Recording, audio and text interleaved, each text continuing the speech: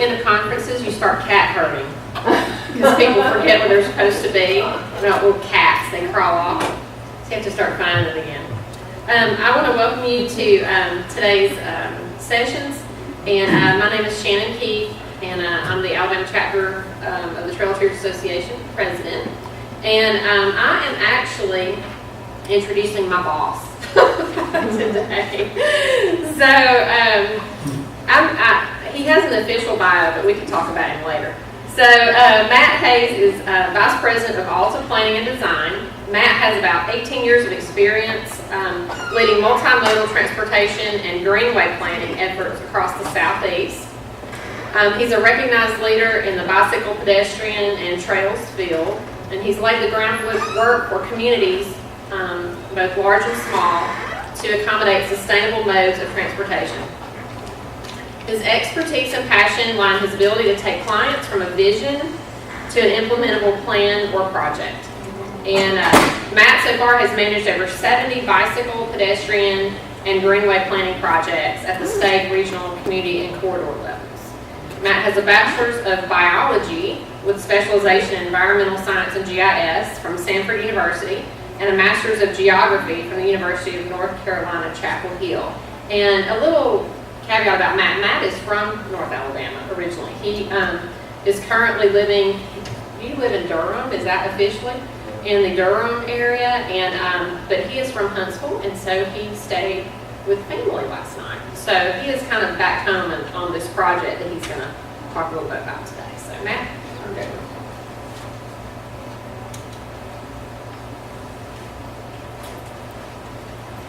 So I've been told I've got to keep talking into this mic, even though I probably don't need it in this room. I'm going to do it anyway just because it's being recorded. So I'll go ahead and pull this off. But thank you all very much for having me. It's awesome to be here, like Shannon said, being born and raised in Huntsville, and did my all the way through high school here. And so it's great to get back and be part of this conference. Staying home with the parents and spend some time with them as well. So I'm going to talk a little bit today about shared use paths in general. I see some folks with bicycle shirts. I can't wait to hear what that's all about in a little bit. Talk a little bit about kind of the state of shared use paths in the United States and go through some examples of those, and talk a little bit about one that we are visioning up here in Alabama called the Singing River Trail. So one thing that we think about with shared use paths is important to really expand our belief about what trails are. What are they? A lot of people think, well, it's just a place to go out and walk or bike potentially, but we think of them as so much more, as a way of really trying to connect with nature. We think of shared use paths as destinations in themselves. I've heard you guys invite the Razorback Greenway. Talk a little bit about Razorback today, actually. People will go all the way to Northwest Arkansas just to be at the Razorback Greenway and ride it or walk it or hike it. So trails and shared use paths around the country are tourist destinations in and of themselves, but they're also journeys for people, and certainly when I think about nowadays an opportunity to connect with nature, be outside, get exercise, healthy living opportunities are so important, especially in today's culture. We kind of see how kind of crazy everybody is. Well, partly it's because they're not getting exercise, they're not getting fresh air, they're not connected with nature. Trails give us an opportunity to do that, and I think one of the things that we're finding and getting more of these trails built across the country and in the Southeast. It's obviously difficult to go back and get trails built after we've built out our communities in the way that we have. Very auto-centric. It's very tough to get from point A to point B unless you're in a car. And how do we go back and get trails built so people can actually walk or bike to get where they're going? So we think a lot about connections between communities, and really what sells the elected officials is how it generates economic numbers. When you have these facilities on the ground, people come, they spend money. We all know if you're walking or biking, you eat a lot more, you burn a lot of calories, you eat more. But you also just know, just coming to an area to ride or experience a trail, you're spending money in hotels, you're putting money into the local economy. But I think even bigger is that we look at major employers nowadays and the craze about where the Amazon second headquarters is going to be, and they've talked a lot about quality of life being very important for their employees and where they're going to locate, and trails are right at the center of that argument. So I have to think about them as so much more than just places you go out and walk and bike. And I'm talking about shared use paths today, but I think, one of the key things that we want to emphasize is that they're for all ages and abilities. And that's something that we think is very important, that just about anybody can go out and have an experience on a shared use path. Some people are going to be wearing their ties, maybe biking to work, maybe some outdoor classrooms for school-age children, exercise, events. So shared use paths are really gathering places for all ages and abilities and people who want to get out and walk and bicycle. And I think just more of those examples. I mean, I know when I commute to work by bicycle, I have a trail called the American Tobacco Trail. It's an old rail line that's been converted to a trail. It's about a 7-mile bike ride. I can tell you anecdotally, I don't have quantitative analysis, but I am much more productive during the day. I'm much happier in the day when I've started my day with exercise, and then when I end my day with exercise. I think I'm much nicer to my wife and my child if I've been on my bike as opposed to being out in traffic in my automobile, getting angry at everybody and everyone getting angry at me. So I think, even Einstein loved to be on a bike, and he claimed he thought of the theory of relativity on a bicycle, which, I don't know why we wouldn't believe that. But there's so many different shapes and sizes of shared use paths today across the country and trails, and we'll talk a little bit about some of that today and introduce you to what some of those things are. And talk a little bit about the movement that's happening. We talked about Missouri, the GIS crew is going to have a cool presentation after this, about all the investment that's gone into walking and biking infrastructure and paths in Missouri. These are just a few cities that have hundreds and hundreds of miles of trails on the ground today. Minneapolis is one of my favorite stories. This is a trail from Minneapolis, but right around the turn of the century, around 1900, they actually had the foresight to protect all their lands along all those finger lakes that they have up in that Minneapolis-St. Paul area for public use. And so actually the homes and the private properties are across the street from public use areas along the lakes. And they actually had that vision back in 1900. Because of that, they've got so many trails all over creation. And Minneapolis has one of the highest walking, biking to work rates in the entire country. It doesn't even matter, it's freezing cold all winter, people are still doing it anyways because it's a way of life. Problem for us, especially in the southeast, is that we have to go back and retrofit because the private properties have the lakefront. They have the lakefront properties, and where are we going to put the trail? We can't have it along the lake because people don't want the trail in their backyard. That's why it's very difficult to go back and do that. But Huntsville's had a lot of success right here close to where we are today in Decatur. 73 miles of greenways and trails on the ground today, and a vision for a lot more. So can we do a few examples today? I want to get people excited about the Singing River Trail. I will talk about that in a little bit. But talk a little bit about some of these regional trails, or Razorback included. I'd love to hear about y'all's experience on the Razorback and how much you liked it. So we'll start with the East Coast Greenway, which is kind of in my neck of the woods, which is fun to talk about. But the East Coast Greenway is the idea of a greenway that runs from Maine to Florida. So it was a vision established a few decades ago. And it's gaining a lot of momentum. I think about 30% of the full corridor is actually built, which is pretty cool. A lot of it is on-road, but the goal is for it to be off-road, because you guys probably know if you bike across the country, you're much happier when you're not dealing with automobiles. So the idea and the vision behind the East Coast Greenway is to be off-road as much as possible. But the Triangle has been a pretty progressive area, the Triangle being Durham and Raleigh and Cary, and all these cities have put together trail systems kind of on their own over the last couple of decades. Raleigh was another one of those communities that's kind of ahead of its time. But as we started looking at a regional map, we realized we're just about 4 or 5 gaps away, luckily, from having a fully connected trail. And now the trail is connected as of earlier this year in total.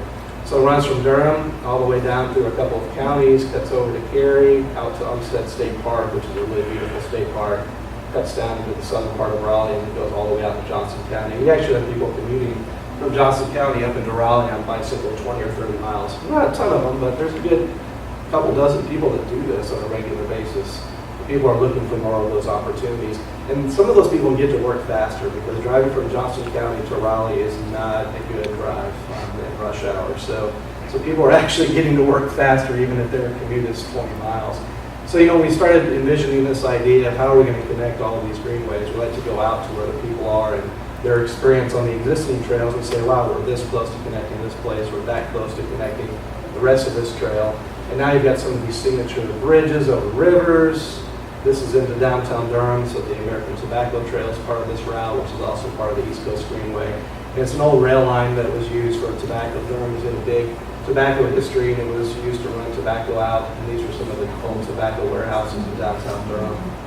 But I think the other part of it is some of it's unpaved. We have some sections that go through rural areas, which you have heavier equestrian use. You have some other desires out in that area. Plus, you want to maybe sometimes keep that rural character. But as long as you create that nice surface where you've got some really small, tiny particles of gravel, and you want to keep a pretty smooth surface, and you can even get a road bike on it if you do it right. So there's some that are urban sections, some that are suburban sections, and some that are rural sections. One thing that I think has been really interesting about this American Tobacco Trail is there are so many neighborhoods that were built kind of up into the easement of the tobacco trail. And at first they were very concerned about having a trail go through their backyard as they saw it. And now you go down the tobacco trail and there's all these people have created their own footpaths from the back of their house to the trail, and they've been formalized with actual trail accesses now, so people realize how important it is to them. This was really in Durham. There was a tobacco trail that ran 10 miles to the north, another 10 miles to the south, but we had this little issue called Interstate 40 to deal with, to keep the trail going. And so this bridge got built, feels like just yesterday. They brought this thing in.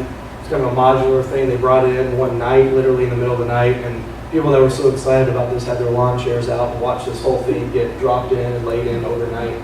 It was about an $11 million bridge. And the city of Durham had this project in the books ready to build back in 2000. It was about $1 million bridge. Because they waited about a decade, it ended up being about $11 million in total. And this is a fun bridge to be on. I take my 3-year-old out here all the time, and you get semi-trucks to honk at you all day. He loves it. It's so much fun. Then it goes through the Art Museum in Raleigh, the Cross Triangle Greenway. And one thing we try to do is estimate the economic impact that this trail does have. We talked a little bit earlier with this gentleman back here in Missouri. If you have a property on a trail, there's a price premium for that. Property values are a good 5 to 10% higher if you live nearby a trail, access a trail. So I think that's something that's very important in terms of property values, in terms of job creation. The thing that I think is really cool is just to see how many miles are walked in bike every year. And I think that has such a huge impact to health that you don't quite understand, without really understanding the health costs that happen every year. And certainly just the benefits to transportation and access and spending. We do surveys of trails all over the Southeast where we go out and talk to people who are using the trails. We count some surveys and ask them why they're there, what they're doing while they're on the trail. Are they spending money? Are they stopping by their coffee shop? What do you have done this trip if this trail wasn't here? We're able to really generate what that means for the full Greenway. And just one thing, this is kind of the spirit of my presentation today. One section of the Cross Triangle Greenway is through Raleigh, and it's kind of neat because each trail can have even if you're a part of the longer distance Greenway, it can have its own identity. So this section of trail is from the Art Museum, which is a beautiful museum in Raleigh, all the way to downtown Raleigh, and they branded it as Art to Heart, so the Art Museum to the heart of downtown. And so just that idea of branding it, giving people a nice little brochure they can take out, get them excited. So we branded it for them, did a map for them, and it also connects a couple of colleges, Meredith College and NC State University. But as usual, we had one spot that was a little bit of a trouble spot. We have a railroad that runs right through here, major railroad, and we had trails that just kind of ended about half mile apart. And unfortunately, we didn't have them connected, so we had to figure out a way to use some on-road environment. Railroads are not very easy to work with, and you want to create a separate bike ped overpass. Not very easy, almost impossible to get that done. So the nice thing, we at least have this road called Norman Street, pretty wide roadway. It only has one driveway going across it. We wanted to make sure that we connected the trails. Even the East Coast Greenway sign is out there today in its current status, which is just a 2-lane road with sidewalks. I wish I could show you built pictures. It's getting built in the spring, which is really cool, but it'll be a 2-way cycle track plus sidewalk. That way, even though you're not really on a trail anymore, you're still in an on-road environment. You've got separation now. You've got a vertical curve to separate you, so you get that experience. And kind of going back to the idea of what I mentioned with Chevy's Pass is you want to give people that experience of feeling safe and away from traffic. You're not going to get the family. Most families were getting to that intersection and turn around and going back. Now with this type of facility, you've got the separation, you've got the vertical separation, you've even narrowed the travel lanes for automobiles to hopefully slow them down. So we're going to have that built, and that will help continue the connection of that trail. Second one I'll talk about a little bit is the Swamp Rabbit Trail, and this is in Greenville, South Carolina. It runs north from Greenville up into Traveler's Rest. This is a trail that follows an old railroad alignment as well. Very, very cool project. It really got started, the genesis of it was in Greenville, South Carolina. They have a very beautiful downtown park and bridge for the trail. But what was really interesting is the impact it had to the rural areas up to the north, up in Traveler's Rest. So even the mayor of Traveler's Rest was quoted as how much of an impact it had. Probably the single most important thing to happen in that city in years, just having a trail. And again, he saw that development happen along the way. One of the things they did, they marketed, they branded it very well, they marketed it very well. They were out at different events. They set up road races that they were on the trail. Set up races along the trail, really try to get people excited about it. I think what's important too is, being able to go out and look at your trail as it stands today and actually, monitor it, evaluate it, how successful has it been. So they go out and do counts and surveys every year as well, and really trying to understand, the impact, the use of trail along the Swamp Rabbit Trail, and kind of the boost to the economy. So they're tracking that every year. I think every year since the Swamp Rabbit's been built, that trail usership has gone higher and higher. So again, races, one thing that's really cool, there's now a farmer's market that's right adjacent to the trail. This is actually a new farmer's market that happened as a result of the trail. So people can actually walk or bike to get there. One of my favorite things is the Swamp Rabbit Cafe and Grocery, which is right off the side of the trail. And you guys know, if you're biking for miles and miles and miles, and suddenly there's this cafe and grocery sign, you're probably going to veer off to the left and take a look and visit. That's just kind of part of the experience. And so I think that's something they've been able to actually leverage. They don't have an address on the trail, but they have a sign in the entrance right off of the trail to get to it. So another part of economic development. I think just about every trail that we see that has some success ends up having beer attached to it as well. So the Swamp Rabbit Brewery, I think that's just a very popular thing for bicyclists to drink beer when they're done with their bike ride. So breweries pop up along trails everywhere. We all know today, in today's economy, breweries really get things going. So that's the Swamp Rabbit Trail, and that's what it looks like in downtown Greenville. So Razorback Greenway, you guys will probably talk about this more than I can even. I think this one is really cool. So this is a trail about 30 some odd miles in northwest Arkansas. It connects Fayetteville, it connects Springdale, it connects Bentonville, and I'm forgetting the other one, Rogers and Lowell as well. And so this was an idea, again, very similar to the Singing River Trail, which I'm about to talk about for North Alabama, in that there's a group of people that had a vision for this trail. And this was probably about a decade ago, a little bit longer, and literally just started drawing on maps and trying to stitch it together and just kind of bring a trail to reality from just a vision, which is really cool. So this is one of those original maps that shows the connection of all those cities in northwest Arkansas. You have the Walton Family Foundation out there. You guys might know that Walmart is based there. And so it helps to have that private money coming towards the project. And the Walton family was very interested and very engaged in improving what they call kind of their own legacy landscape and their history and where they grew up. And so they put a lot of money in. But we were also able to get a Tiger grant, which is a grant from the feds, from USDOT. Under Barack Obama, he put together a Tiger grant program. So after the recession, try to generate some economic recovery, get some transportation dollars, and this one actually got funded, which is huge. So that's how that project got going. But once again, the jobs that are created in terms of getting the trail on the ground, you have to have the planning, the design, the engineering to get it done, the construction jobs, and then creating permanent jobs. And this is, actually, I'll tell you a little bit more about this landscape, but this wasn't even here before. Now you get all these developments, another coffee house, a brew house, new development. I think the important thing to know is it's not always idyllic off-road trail that's going through nature. Again, we had to have some obstacles along the way. So this is an example of a part of the Razorback Greenway, which is, again, that cycle track. So here you have the bollards, that vertical delineation. And then if you're walking, you can use the sidewalk. But just having this facility in place, the increase in people walking and biking to school is very, very dramatic. And you still create that safe place for people. And I think this is an example of a walking school bus that happened as a result of the Razorback Greenway as well. So you give people the place to walk and bike, they will often do it. I mean, that phrase of if you build it, they will come. It really does ring true in a lot of cases. So really getting more and more people walking and biking it's been amazing. And my boss, Chuck Flink, loves to tell this story, but this is a part of the Razorback Greenway that is iconic and beautiful and pastoral that runs through northwest Arkansas. Getting this done wasn't that easy either, because as you can imagine, there are a lot of big landowners out here that have some big farms and might have some concerns about a trail going through their backyard.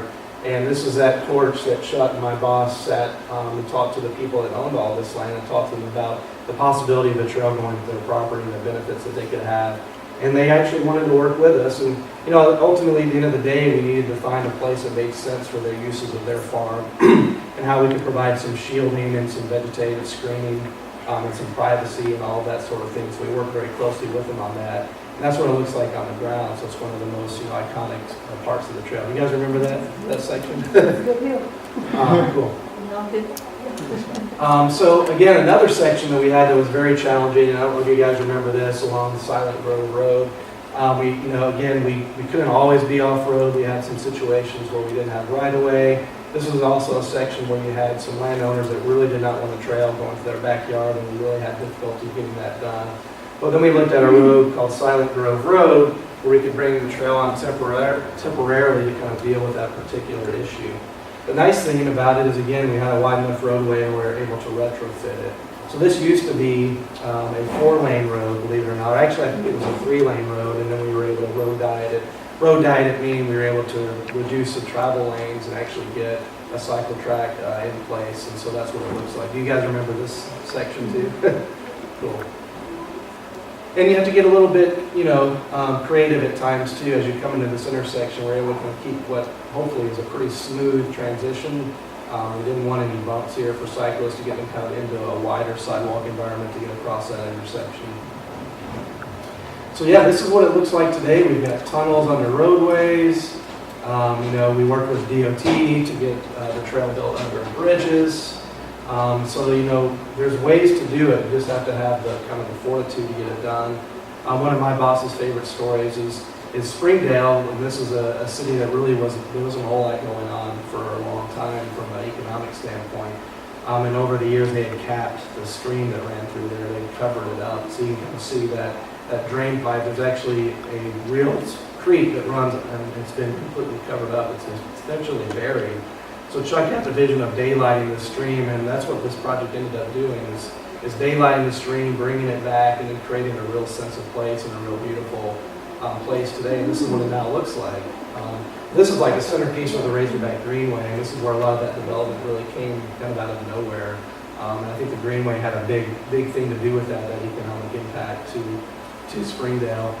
And I think, one of the things, Tyson Foods is one of those big corporations out there in northwest Arkansas, and they have their headquarters way out of downtown, out in the suburban landscape. And this is actually Johnny Tyson here, and he was able to, once he saw the economic development that happened, he decided to build himself a small headquarters for Tyson. So he moved about 50 employees, so they purchased a space in that really cool new development. And so Tyson moved back into downtown Springdale. Again, a brewery, surprise, surprise, it happened again along Greenway. And as you can imagine, bike shops, coffee shops, et cetera, et cetera. I'd love to hear y'all's story about the Razorback though. And maybe you guys can tell at the end of the presentation. So how about in North Alabama? This is what I'm getting excited about being where I'm from, is what can the Singing River Trail look like.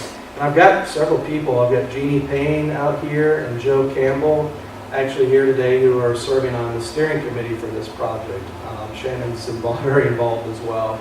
And really, I think Joe probably should be credited for the vision. He and a couple other people just thought this was a good idea. This is a vision that's probably less than 2 years old now, as the idea of a trail that traverses across North Alabama, connects Huntsville to Decatur to Athens. And really, this vision has really taken off, and we've really created some momentum. We've generated an economic impact report that I'll talk to you about in a minute. And we're in the middle of doing a master plan right now to identify how can we get this trail on the ground. How can we create another Razorback? The city of Huntsville has been very aggressive. They just completed their master plan. They have 44 new miles budgeted by 2023. That's very aggressive. We'll see how that goes. And the Singing River Trail is about 70 miles, connecting like I said, Athens, Decatur, Madison, and Huntsville.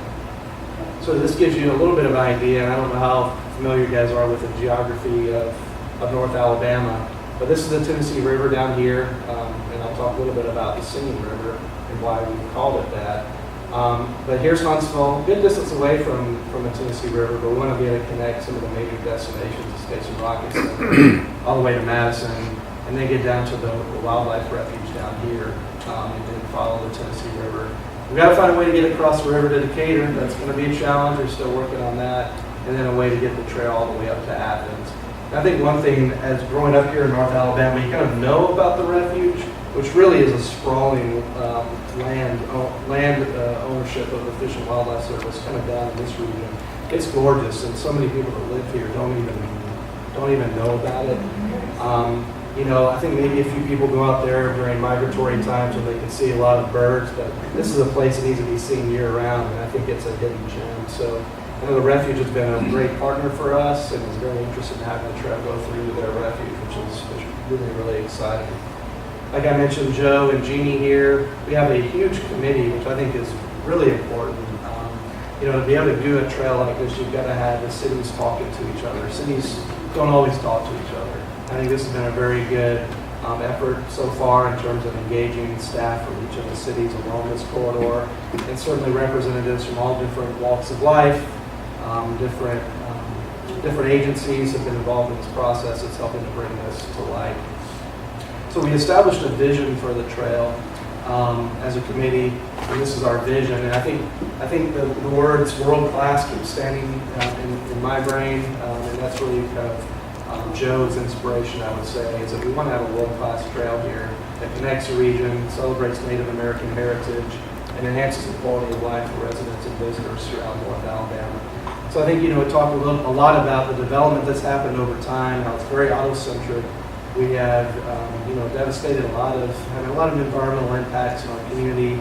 A trail is a way to bring these communities back together, to give you a glimpse of what North Alabama maybe used to look like, what it could look like in the future. And it's very, you know, important for us as residents to have that experience that we don't have now.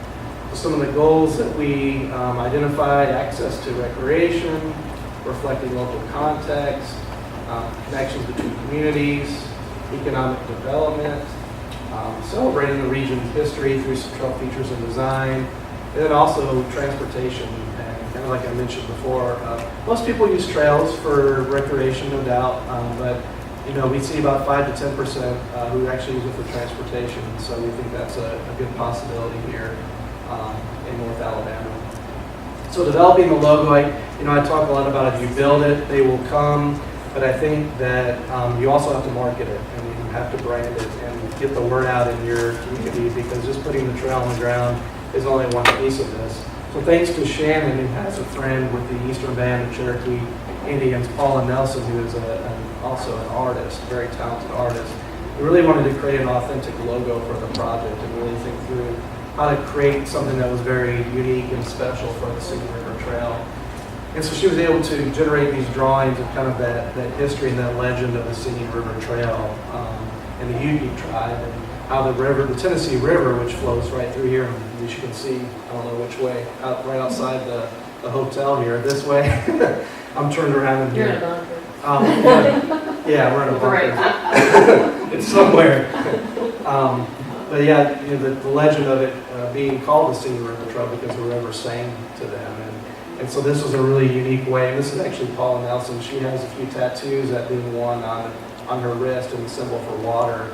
And I think that's really, really cool, because we think about trails nowadays as having healing properties, frankly, because they give people an opportunity to get outside and experience nature. And water is so much of a healer in Native American history, and the way that we connect people from nature into the landscape and even to the Singing River. I think that's just so important, even just hearing this last presentation, thinking about what people think iconically of as the Old South is just such a small piece of the history of this area and the history of this country, and to be able to think about the landscape and getting people connected to nature is something that this culture is completely lost. Because we get in our cars, we go to the next place, we get back in our car, we go home, we go to work, we go to school, we drive all recreation, then we get back in our house and we park our car, and that's how we live our lives. So we're losing that connection to nature. Water is healing, the sun, the landscape, and really created a nice, unique logo that I think people will get excited about. So that was a big part of what we did. We also did an economic impact study, which we have many of these you can pass around. All these logos on the back, these are all the funders of our master plan, which is amazing. That we've got about 28, 29 different cities, agencies, individuals who've contributed to the master plan, which I think is something I have never honestly seen in my career. Normally a master plan is funded by a city or a municipality, but to have all this desire, I would say, and interest in the community to see something like this happen, it's been very, very amazing. So we'd love for you guys to take this economic and health impact report home with you and pass it around. But you know, we do, like I mentioned, counts and surveys along trails across the southeast and try to understand trail usage. We did counts on the Razorback Greenway, the Swamp Rabbit Trail, a number of other ones. And so when we take what's happened on other trails and try to guess what's going to happen along the Singing River Trail, we found potentially $13 million of total annual benefits each year. And that health benefit, you know, again, being able to say that we've got potentially 3,000 walkers and 2,000 bicyclists on the Singing River Trail on any given day, again, that impact to health costs is very, very significant. And then certainly the tourism and the spending that happens as a result of that as well. We know a lot of people come here for the Space and Rocket Center. We think a lot of people will come here for the Singing River Trail as well. In fact, they could stop at the Space and Rocket Center along the Singing River Trail. And that kind of gets at, you know, when we think about trail users, you guys weren't local to the Razorback Greenway, you came through. That's what we think will happen here as well. And we see about 30 to 40% of major trail uses in the southeast are tourists, meaning they're from out of town. So they're automatically coming into town to get that experience. And when I did counts and surveys along the American Tobacco Trail in Durham, I was amazed at how many people weren't from there. But they said, well, you know, 40 miles away where I live, we have nothing like this, so I want to come and get some exercise. And they're stopping, they're buying coffee, they're spending money, they're putting money into that local economy. So we think that we would get about 400,000 non-local trail users a year in the Singing River Trail. Health impact, you know, kind of mentioned Alabama is one of the least healthy states in the country, always in the top 5 of issues of obesity and health issues. And so we think that the trail itself can have a huge health impact. The thing I like about trails too is anybody can use them. It costs money to go use a gym, it costs money to buy equipment or to go play a sport, but anybody can walk out their doorstep and use a trail, and that's why I think they're good for everybody, all ages and abilities. So we estimate this many minutes, 3-4 million minutes of walking and jogging on that trail, that'd be new physical activity. So we anticipate that people who weren't getting physical activity before are now going to get it with the Singing River Trail. So definitely take a look at the website. We made it simple for you, singingrivertrail.com. We snatched up all those URLs as fast as we could. And you get some more insight on the story of the Singing River Trail, news and updates on the project. We have an interactive map, so literally we're in the middle of our master planning phase right now. We really want people to get out and tell us what they want to connect, where do they want this trail to go, what do they want to connect to. Because ultimately, you know, you can see in red some of these are existing trails in the region already. We want to try to get connected to those trails. So ideally, you don't have to drive to a trailhead along the Singing River Trail to get to it. Maybe you can actually start on another trail and connect to it. So we have an opportunity for people to fill out a comment form online and fill out this interactive map from the comfort of their own home. We've done these info cards as well, which are really handy and easy, just to get the word out that gets people to the website. I think, you know, for us, when we think about doing this master plan, that's kind of the easy part. The big dollars come in when you have to get the trail built. And nowadays, you're looking at $1 to $2 million a mile to get a trail built, which is kind of crazy, but that's what you're looking at in today's economic dollars. The economy is going a little too good right now, I would say. So that's just what we're looking at. Now, there are some sections of trail that we may be able to do for cheaper than that, but we're going to have to get the word out in the community and really try to talk to the the cities that are out there, the elected officials, representatives from the state, but also private corporations and foundations to try to build support for this. So we're really trying to get that support amped up and get more people behind it. We have a one-pager back in front as well. It gives you a little more information on the project. We have these out at our booth today as well if you want to get some more information on the project. And this is what we're calling the elevator pitch. And I think part of our committee for this project wanted to develop an elevator pitch in case they happen to get on an elevator or some other place where they run into somebody who may be a decision maker or may have some deep pockets and say, what is a Singing River Trail? Well, here's your cheat sheet. This is your elevator pitch that you can give to people. So there's some good text about what the project is and gives you a map of the project itself. We also now have a 24 by 36 poster, which we're excited about. So we want to go and put these out all over Decatur, Huntsville, Madison, Athens, local libraries, recreation centers, YMCAs, town halls, et cetera, et cetera. Again, really simple, giving people an idea of what the vision is. Please go to this website if you want to find out more information. So we're in that phase right now where the Razorback Greenway was, a decade ago, and just thinking through what could this possibly be. That's where we are now. We're trying to build that support locally. So, that's our next step, completing the master plan in the spring of 2019. Again, like I mentioned, the funding commitment is going to be important. There are a number of grants out there, state and federal grants that we're going to be applying for. And I think that's the other piece of this too, is thinking through, how does this trail reflect, I would say, our local history going hundreds of years back, and how does it reflect our current history and create unique spaces along that corridor. We really want this trail to do that, so we've got to be flexible along the corridor too.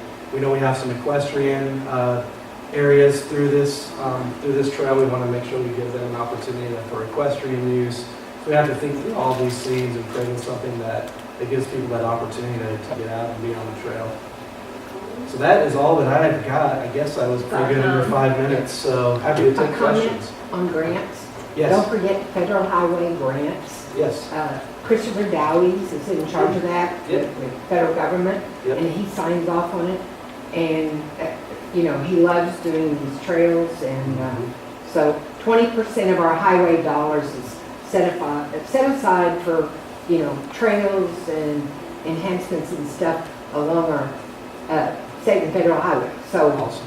don't forget the federal highways. We absolutely will. Yeah, Christopher Dowles is I haven't met him, but I see him in a lot of publications. Oh, I've known him for about Emails. 6 years. I'll talk to you We're after buddies. this. Yeah. Cool. I'd love to hear about y'all's experience on the Razorback. Does anybody want to talk about it?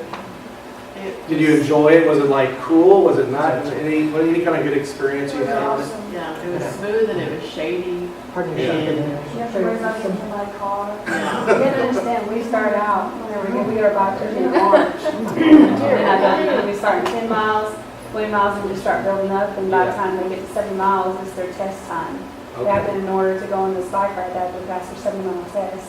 Mhm. So I thought, where could we go that's Yeah. it's such a long day, and I didn't want to deal with traffic. Yeah. And it's about an hour and a half, almost 2-hour drive over there, but Okay.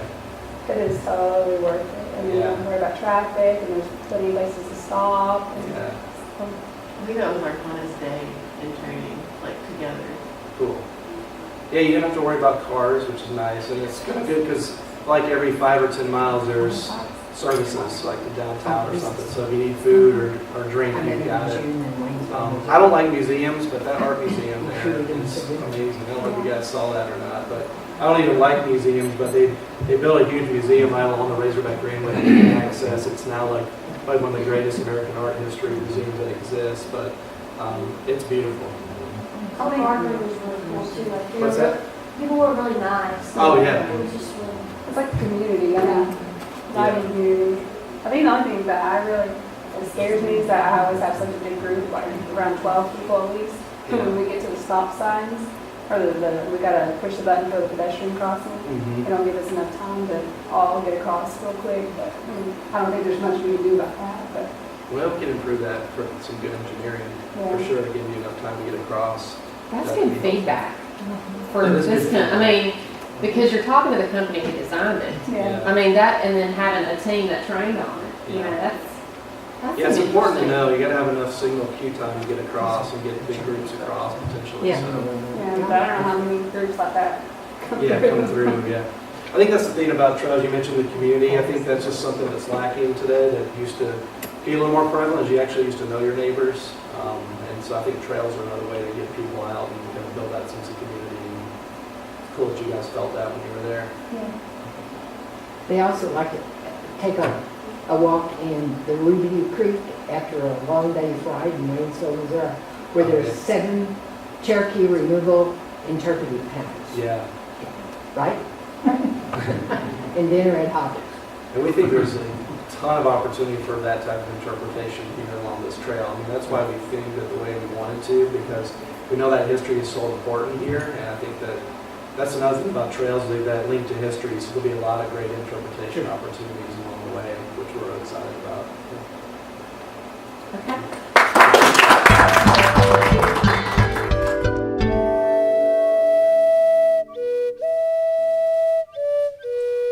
Video production made possible by the National Trail of Tears Association.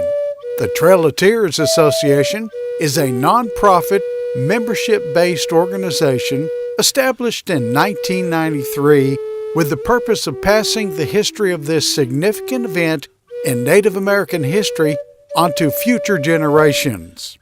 If you're interested in finding out more about the Trail of Tears Association or would like to become a member, please visit our website at www.nationaltoda.com. There, you can learn more about the National Association, the state chapters, as well as how to become a member. To connect with the association for upcoming events and to be notified when future videos are released, be sure to like the Trail of Tears Association Facebook page and subscribe to our National Trail of Tears Association YouTube channel. Thanks again for watching this video and for your support.